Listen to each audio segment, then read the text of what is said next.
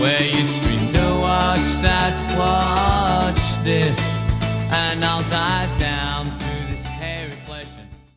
Hi and welcome to Watch This. Daniel McGrain and myself, CJ Johnson, are here to give you some reviews, including Rocketman and Season 2 of Fleabag. Rocketman, of course, is the musical movie based on the life of Elton John.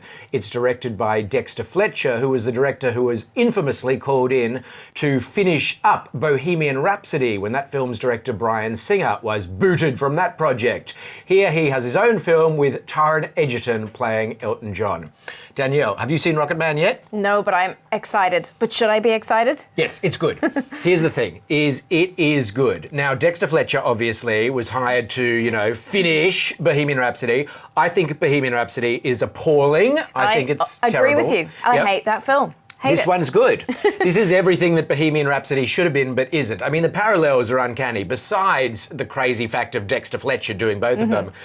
They are both about a London-born, prodigious singer-songwriter who ultimately, as they grow up, has deep issues with their own sexuality, and that transmogrifies itself into issues with alcohol and drugs. I mean, they couldn't be more similar, really. So the idea of Dexter Fletcher kind of doing both of them. But here's the thing. The movies are really, really different because Rocketman is a musical. It's not a biopic in the way that Bohemian Rhapsody is. You know how Bohemian Rhapsody essentially is a dramatic film that follows Freddie Mercury and Queen, and whenever they sing, they are singing into a microphone. They are singing the songs as though Freddie Mercury and the members of the band are realistically singing. This is not. This is Mamma Mia. This is... all of a sudden, the little boy playing Elton John at 5 years old will burst into song, and when he does, the milkman will start tap dancing, and the camera will swirl around, and everyone on the street will be doing a song and dance. It is a proper musical. I think that's interesting, because the one thing I thought about Bohemian Rhapsody when I watched it is that it was a musical trying to dress itself up as like a drama, and that's what didn't work about it. Perhaps if they had approached it in the same way and just gone straight at musical... Well, they couldn't, because Rock of Ages is that. Rock of Ages is the jukebox musical that uses Queen's music to further the story. True. And this is a jukebox musical. Like Mamma Mia is an ABBA jukebox musical, but where Mamma Mia is about people on a Greek island and Rock of Ages is about, I don't know, like science fiction thing, this is a jukebox musical that uses Elton John's songs, but the story it happens to tell is Elton John's life. Now, the other thing about it is it's all framed as a recovery session. So the very first scene is him entering an addiction centre and saying, I'm an alcoholic, I'm a cocaine addict, I'm a prescription drug addict, I'm a sex addict, I need help. And the rest of the movie is the flashback that is essentially him telling the group about his life and how he came to his addictions. And so therefore, it allows, the time and the chronology to all get screwed up, and it allows memory to create fantasy. And so the whole thing is much more fun and flamboyant, which suits Elton John, obviously, than Bohemian Rhapsody, because all of the musical numbers, and they come about every 7 or 8 minutes, are all big, big and crazy and over the top and ludicrous. And the overwhelming style, and it's really obvious, is Ken Russell. The British director Ken Russell? That's the kind of movie it is. So it is fun. So what's interesting, though, is if you're starting from a point of rehab in Elton John's life, I mean, that doesn't come sort of at the end, does it? That doesn't come at the point he's at now. Didn't that come sort of midway through? So does that mean you're sort of skipping the latter years of his life? It stops with the I'm Still Standing tour in like 1984, which I went to. I remember going to that, or early 80s even. I mean, it was, maybe it was even, Anyway, maybe 87, I don't know. Anyway, whenever it was, that's when it stops. That's interesting. So yes, it basically... It goes up until the point where he checks himself into rehab. So it leaves room for there to be a Rocketman 2, a second part of his life? Because the 28 sober years since then... Less interesting? Less interesting. This is a film about drug addiction. It's a film about drug and alcohol addiction. He is in recovery at the beginning, at the thing, and that's what he talks about. And this is an R-rated film, whereas Bohemian Rhapsody stupidly was PG and deliberately so. So you had all those idiotic moments where Freddie Mercury like looks over there and there's a pile of cocaine, but you're not allowed to show someone taking cocaine in a PG movie. Or he looks at a guy and maybe they touch hands or maybe they kiss for a couple of seconds, whereas this is R. So he's snorting and he's drinking and he's fucking and people are getting blowjobs and there's a big gay orgy scene. It goes there. Yeah, and it's much better for it. Well, it's interesting because the issue I had with Bohemian Rhapsody, perhaps you're right, it's a lot to do with the rating, but also the fact that the band were so heavily involved. I thought they're telling a story that is sanitized to an extent, partly perhaps because of the rating, but partly because of what they were obviously keen to represent themselves as. But Elton John has been fully on board, and he's an exec producer or something of this, isn't he? Or is he? He's definitely involved in the storytelling. They wanted his blessing, I suppose. I didn't see his name anywhere in the actual credits, except for the end when it says, he's been sober for 28 years, and it goes on to tell you other things with photos of him. But they definitely wanted his blessing. And to his credit, he's given blessing to a warts and all movie. I mean, this shows him at his worst when he's being a stuck-up little diva, high, drinking vodka in the morning over breakfast, it goes there, and that's all to its credit. I think it says a lot about him as a performer, an entertainer, and a storyteller, that he understands that you need to go there to tell a great story, to represent the music, to represent everything that he was. And I've always admired Elton John for that. He's very honest about a lot of aspects of his personal life. And sure, he's gone through stages where he probably hasn't been at. We all know he hid his sexuality for a long time, for one thing. But it's refreshing to see that now in a film, and as you say, to see him give his blessing to something. I'm interested to know how Taron Egerton got on, because doesn't he actually sing in the movie as well? He sings every single note. It's all him. And he's great because he does that thing. Besides being a good singer, he's already sung in other things. Like he was one of the singing voices in Sing, that movie, as an anime character. So he's hired for his voice. He can sing. So not only does he sing really well, he really sings well in the style of Elton John. Because Elton John does that funny thing that only Elton John does, which is that like, la, la. I can't sing. But, Taron Egerton nails that little funny element, almost like Elton John's singing accent, he gets it. And he talked as well, I did hear a few interviews with him before the movie came out about how Elton's voice has changed as well throughout his career and at different points at different songs, and he had to sort of do that for the movie, which is a great challenge for anyone. Not only to sort of mimic him, but mimic him at all the various stages. He plays him from about 17 to about, early 30s, and there is definite change through that, definitely, as he quote-unquote finds his voice. Yeah, he's really good. He'll get nominated for the Best Actor Oscar. Right. They probably won't give it to him because it's yet again giving it to a questioning a sexuality, drug-addicted, London-born singing, songwriting prodigy, and they did that last year with Rami Malek. And that will be a bummer because that will mean that Rami Malek has stolen Taron Egerton's Oscar a year before because Taron Egerton sings.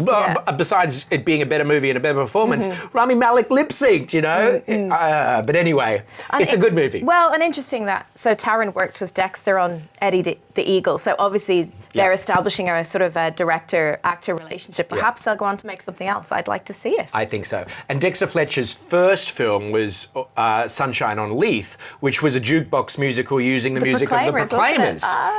So it's all tied up in with itself. I mean, there are so many little things like Elton John was played the pinball wizard in Ken Russell's film Tommy, and there's a sequence that is a direct reference to Tommy. And then, of course, Jamie Bell, who plays Bernie Taupin, Elton John's lifelong lyricist, was Billy Elliot in the movie Billy Elliot. And then when they made a stage musical of Billy Elliot, Elton John did the music for that. So, there's all these bits. All linked. Yeah. Wow. Well, it looks fantastic. I'm very excited to go and see it. It's fun.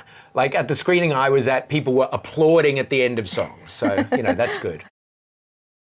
So you've seen Fleabag Season 2. I have. Could not stop watching it once I started. Lovely short episodes, very easy to binge in a couple of hours. So if you have like a Saturday afternoon or a Sunday free, this is a great show to watch. Because as I say, they're nice short episodes. She gets to the point very quickly. She is a master storyteller. The person I'm talking about is Phoebe Waller-Bridge, the woman you see behind us. So she's the star and also the creator of this very intriguing character who we literally only know as Fleabag. There aren't many names bandied about in this show. It's told very much from her perspective. And it's it's hard to sort of say what it's about. It's about her sort of self-discovery, really, which sounds so boring, and it's anything but. You're talking about a woman who's quite damaged. She's grieving. She's lost her mother, and then she also loses her best friend. We find that out in the first season. So the second season, we're sort of revisiting her after we sort of see the shock of that first happening in that first season, and how she's dealing with that. And how she's dealing with that is, through terrible relationships with her family, very complex relationships with her father and her godmother / soon-to-be stepmother, played by Olivia Colman, who sort of swooped in there when her mother died and sort of very, how would you say, Black Widowish sort of took over the household and took over her sort of very passive-aggressive father's life and came into the life of Fleabag and her sister Claire. So it's a very interesting sort of family dynamic, but you also have a woman going on her own personal discovery. As I say, she's going through grief, but she's also dealing with shame. Now, I won't go into what that shame is related to because it will spoil it for you, but there's a lot of shame in her life. And she deals with it in a very honest way. She's complex, but she also breaks that fourth wall, so she's talking directly to us off camera a lot of the time, giving us the sides. We're in on everything. We know what's going on in her head, whereas she's protecting herself from the rest of the world a lot of the time. So it's a really interesting character. She's a very honest and complex woman, and we're only now really starting to see those women on TV. Now, the second season is interesting because she brings in a sort of opposing force, in a sense, to Fleabag.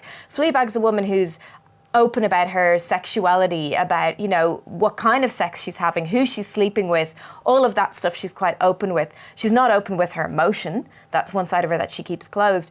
So they've brought in this foil to her, which is a Catholic priest. Sounds genius, doesn't it? Played by Andrew Scott. Played by Andrew Scott, who a lot of people know as the villain Moriarty from Sherlock, the series Sherlock. And he is incredible in this role. And I think it's interesting to see their chemistry on screen. And the two of them have spoken about how about 10 or so years ago, they both acted on stage together. Oh, okay. And that's where Phoebe remembered him from, that sort of chemistry that they had on stage. So when she was dreaming up this character of this Catholic priest, she thought of him immediately. She realised they could have that chemistry. And it's an interesting sort of playfulness that they have between them, but there's also a lot of emotion tied up in it. He is a Catholic priest, so obviously he represents everything that is about, the church. But he's a very open, modern Catholic priest. When we first meet him, he's sort of swearing, he's drinking, he's talking about his parents being alcoholics, and an incredible bomb that he drops at a great dinner party that I won't tell you what it is, but it's related to his brother. So if you watch it, you know what I'm talking about. Okay. So he's almost like her, but he's gone on a very different journey. You can see that they've both had complex families. They're both dealing with sort of shame, their own complexities, but down a very different path. So she's very cleverly brought in the sort of opposing force to her, somebody who has chosen a different avenue. And I think that what transpires throughout this series is certainly growth on her character's part, which is really, really interesting to watch. But it's just hilarious too. It's so, so funny. Oh, good. So it maintains the funniness of the first season, because I was a little worried. I'd been hearing this stuff about the second season, how it becomes more serious and more interesting and goes to greater depths of emotional commitment. And I was just worried if that was at the expense of the humour, but no. I find it funnier than season one. I think because of the development, not just in her as a character, but I think in her as a writer. Yeah. So Phoebe Waller-Bridge has also been writing the Killing Eve series, the season one of it anyway. Yep. And she's since been taken on to be a part of the new James Bond yes, writing she's a team. co-writer on the new Bond. She was in a Star Wars. Her writing is everywhere. The development is clear, but there's some really beautiful, perfect scenes. There's a great scene between her and her family at a dinner table in a restaurant that I think is world class when it comes to comedy writing. Look, as I say, it's so bingeable. I highly recommend it. Now, there's one thing I got to quickly ask you about. I listen to a lot of American pop culture podcasts, and because Andrew Scott has, till this point, kind of kept his career in the British Isles, I'm hearing a lot of people saying, and there is this guy, Andrew Scott, as the hot priest, and he's so hot, and everyone's saying he's so hot. No, I've known him since Sherlock, and I've seen him in a bunch of other films and TV shows that have all come out of Britain. Yeah. Obviously, this has got to mean he becomes global. Sure. But, I mean, the fawning over him as the hot priest, is he that hot? Incredibly charming and attractive in it. It's amazing how he has created that out of a Catholic priest. Yeah. But he's got a sort of a cheekiness, a playfulness. As I say, he swears, he drinks, he's very open and honest with her, and he connects with her. What we're seeing is a growing connection, and I think that people really, really relate to that. It's a very believable connection. So because she tells everything from her point of view, essentially we are her. So as she's connecting with him, we are connecting with him, and it's really cleverly done. And he is a fantastic actor, and I'm glad that this will sort of project him further than the villain from Sherlock or the guy who's played sort of Hamlet on the English stage. I think that this is going to project him into further territory. And I think interesting too to bring up the fact that he's openly gay in real life. And that's not something that comes into this. Sexuality is separated, and it's proof that that's really pointless when it comes to playing a character on TV. Whatever your proclivities are in real life, it doesn't matter to the character you play on TV or film. Maybe we'll have our first gay Bond. We can only hope. This will propel him into Bond. Daniel McGrain obviously recommends that you watch Fleabag seasons 1 and 2, and I recommend that you go see Rocketman. Take care. This has been Daniel McGrain and CJ Johnson with Watch This.